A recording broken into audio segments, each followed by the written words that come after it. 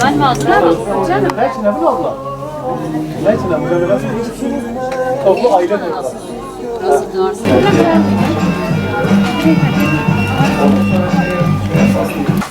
Hapis bakayım. Tá? Aqui, tá? Tá bom, 30 tabii. Anneciğim bunu da ben sana.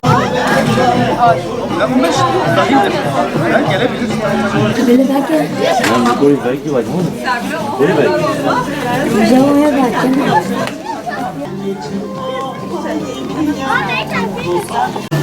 Aa,